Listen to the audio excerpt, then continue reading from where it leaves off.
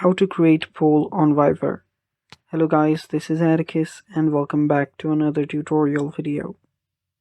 In today's video, I will teach you how you can create a poll on Fiverr.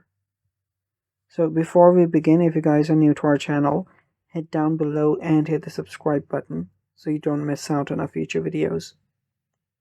Also press the bell icon so you get notified for whenever we release a new video. Now let's jump right in.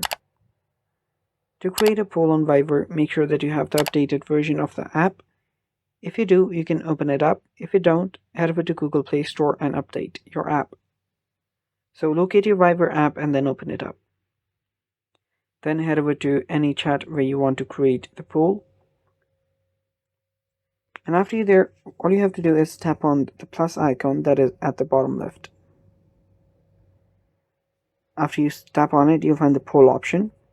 Tap on poll, and now from here you can add a question. So after you add a question, you can add options. If you want to add options, tap on the plus icon. You can do as many as you'd like. Then finally tap on create. After you tap on it, the poll will be uploaded to your group and the people can vote from here. And that's basically it. Thanks for watching guys. Stay tuned for more and bye bye.